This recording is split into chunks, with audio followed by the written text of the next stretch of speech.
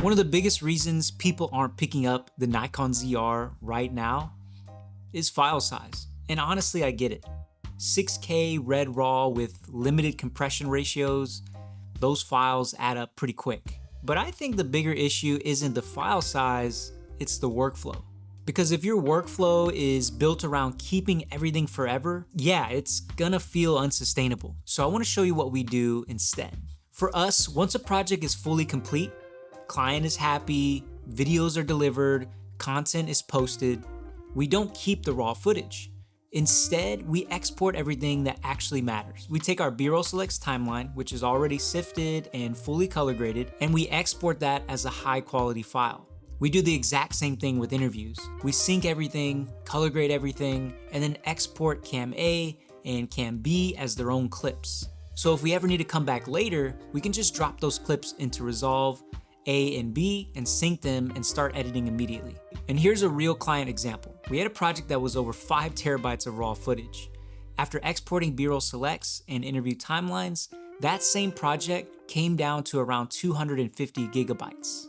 That's a massive difference. And in terms of quality, I haven't seen anything that actually matters take a hit. Even when cropping for vertical, punching in, re-editing, it still holds up. And if you're shooting in 6K, you can export in 6K as well. So you're maintaining resolution. Yes, technically you're not working with RAW anymore, but in real world use, that difference is negligible. Now, I've seen some people try to solve this a different way, where they take their red RAW footage, convert it to something like H.265 first, and then color grade from that. And honestly, that just doesn't make sense to me. If you're going to shoot in red raw, you should actually take advantage of it. The whole point is the flexibility, the latitude, and the color depth. That's the difference between something like red raw and a compressed format like what you'd get out of something like an FX3. So for me, I'd rather color grade in raw first. Take advantage of everything it gives you, and then export a clean, finished file after. That way you're getting the best of both worlds. Now, another thing I've heard people say is the real problem isn't storage later, it's getting all that footage home in the first place. And that's fair, because yes, you do need to be prepared. But I would also say this, if you're considering a camera like the Nikon ZR, because of how affordable it is for what you're getting, you should also be prepared to invest a little bit into storage. The camera is around $2,000. And for that price, you're getting 6K red raw, incredible image quality, and a hybrid system that also shoots great photos. You're not really finding that anywhere else around that price point. So adding something like a 2 terabyte SSD, a proper cable, and a simple storage setup is just part of the cost of doing it right. For us, we run multiple SSDs and a larger backup system, so storage has really never been an issue. And then long term, this workflow solves the storage problem anyway. Now, this is where the Nikon ZR actually fits really well into this workflow. Because if you're using a camera like the ZR for real client work, most of the time you're shooting run and gun, small crews, or even solo.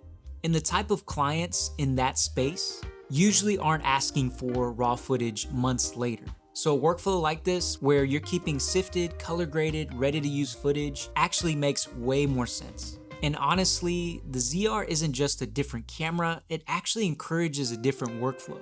Now, I already know what some people are thinking. What if a client comes back later and wants changes? What about flexibility? Shouldn't you always keep raw footage? And the answer is, it depends on the project. For us, we do a lot of corporate work, brand content, social content, and in those cases, this workflow makes way more sense. But the most important part of all of this is communication. We tell our clients up front, hey, once the project is complete, we're not holding on to the full raw footage, but we are keeping everything that actually matters, sifted, color graded, organized, ready to use. And honestly, this has made things way easier for us long term, because clients will come back and say, hey, do you have a shot of this person? Do you have anything from that event? And instead of digging through hours of raw footage, we can go straight to a clean, organized file. So in a lot of ways, this workflow is actually more useful than keeping raw footage. Now, if you're doing high-end narrative work, heavy color grading, or you know you'll need full flexibility later, then yeah, keep your raw footage. This isn't a one-size-fits-all approach. But for fast-moving client work, this is faster, cleaner, and way more sustainable.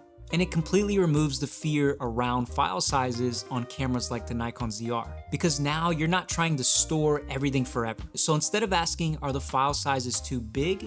The better question is, do you have a workflow that can handle them? And once you do, file size becomes a whole lot less of a problem. If you guys got something out of this video, be sure to hit that like button, subscribe to the channel. Hey, we appreciate you guys a ton, and we'll see you in the next one. Peace.